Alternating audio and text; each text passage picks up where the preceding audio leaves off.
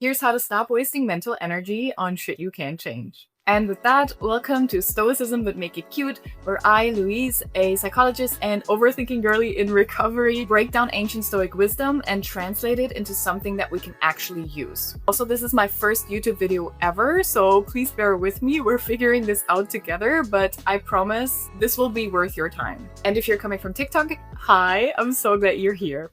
We're starting off strong with probably my all-time favorite Stoic teaching, which is called the Dichotomy of Control. The core idea is pretty simple for such a complicated term, and Epictetus said it best like 2,000 years ago when he said that some things are up to us and some things are just not.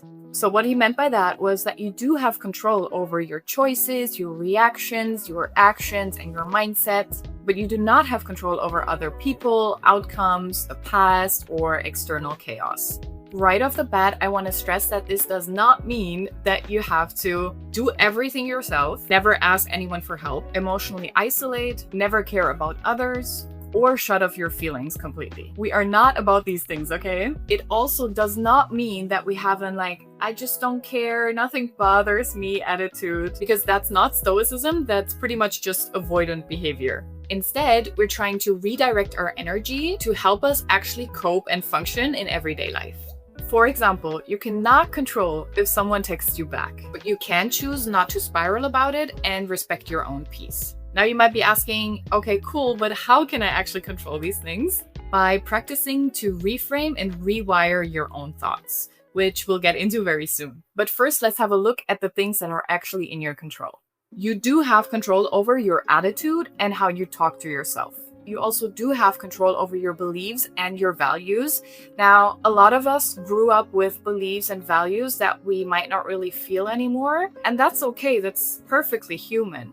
Just know that you can change your beliefs. You are allowed to change what you believe in, what your values are, okay? You do also have control over your actions and your responses, even if it takes time and practice. And I do just want to quickly say that for neurodivergent folks, obviously this can be even trickier because your brain isn't properly cooperating, right? But even then, it is possible to reframe and rewire your thoughts. And I mean, there's a reason why the process of reframing your own thoughts is part of most therapies anyways. You also have control over your effort and how much effort you put in. This is also why in parenting, it's recommended to reward a kid's effort over the outcome of a situation. For example, their grade in a test, because they do control how much effort they put in, how well they prepared, how much they studied, how they showed up on the day, but they do not have control over things like the teacher's mood or the questions that were presented or the end result. So in short, rewarding a kid's effort over the outcome builds up their self-esteem.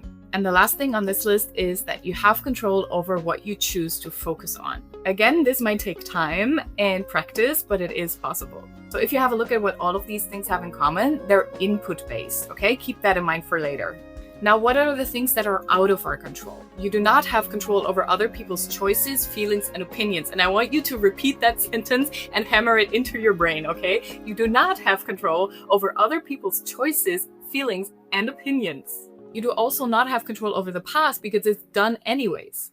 Neither do you have control over the future because it hasn't even happened yet. We do also not have any control over external circumstances or events or any what ifs. Now, the common denominator here is that they're all outcomes. So to quickly recap, we do have control over inputs. We do not have control over outcomes. Now let's make this practical.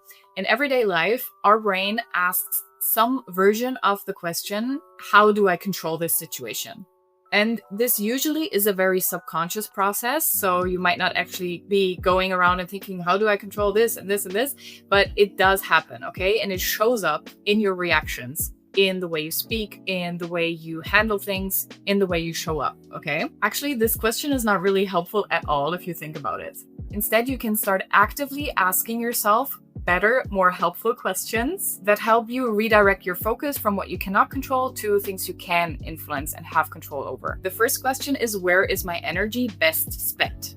And it might be helpful to journal on these questions in like a quiet moment, because especially in the beginning, when you learn to become aware of your own thoughts and actions and stuff, it's good to actively reflect on them. And it's much easier doing that in a quiet moment versus in the situation itself.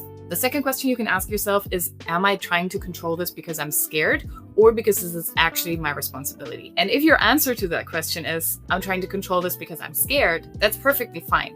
The first step to everything is awareness, okay? Now, if you notice that you try to control situations a lot because you're scared of something, you need to figure out what it actually is that you're scared of. And you need to dig deep for that, okay? Usually it falls in the realm of something like, I'm scared of not being good enough, I'm scared of looking stupid, I'm scared of being rejected. There's so many different options. You need to find what applies to you, and then you can start working on this, which will eventually help you let go a little bit more. Obviously, there's a lot more to unpack here, right? So maybe this would be a good topic for a future episode. Let me know if you'd be interested in that. The third question you can ask yourself is, what is the most loving thing I could do for myself in this situation? Another way of kind of asking the same question would be to ask yourself, what would my inner child need in this situation? Let's apply what we've learned to some real life examples. Let's say you had a weird job interview experience and it left you feeling kind of awkward and unsure. The things that you don't have control over in these situations are their decision to hire you or not hire you, the interviewer's mood, other candidates, or company politics. What is in your control, however, is how well you prepared, the effort you put in, crafting a good follow-up email, or how you talk to yourself after the interview. Let's say you have a social media post that completely flopped. And you can trust me on this one because I actually have a lot of experience with this. Not in your control is the algorithm, people's attention span, or how people engage with it. You do, however, have control over creating content that you're proud of, showing up consistently, and just putting yourself out there. And of course, also how you define success in the first place, right? Let's get to a very common example of a situation that can influence our mood big time. Someone else is in a bad mood. Here's what you cannot control about this. First off, their mood. You cannot control their mood. You cannot control their actions and reactions following that mood. And another big one that we often confuse, we do not have control over any unspoken expectations. If someone's in a bad mood, what you can control is not taking it personally, having emotional boundaries, and deciding whether to engage or step away, maybe even leaving the room if that's necessary. So all in all, today's takeaway is focus on your inputs and then surrender the rest. As an affirmation, this could look like, I trust myself to do my part and I release what isn't mine to hold. If you like this breakdown and you want to take it further, I've created something that I wish I had when I first discovered Stoicism and emotional regulation, boundaries, all that jazz. And it's called the Stoic Girl Starter Pack. It's a super in-depth, 120 plus pages guided workbook. It's packed with psychological tools, CBT techniques, and practical exercises to not only help you understand Stoicism, but live it as well. It covers topics like letting go, emotional regulation, boundaries, relationships, overthinking, and of course, the Dichotomy of Control as well. The workbook hasn't launched yet, but if you want first access plus 25% off when it goes live in a couple of weeks, then join the waitlist through the link in the description below. Thank you so much for watching, especially if you made it to the end. It truly means a lot to me. And if something resonated with you, drop a comment below or let me know what you'd want me to cover next. And if you want more videos like this, don't forget to like, subscribe, and hit the little bell. I'll see you next time. Bye.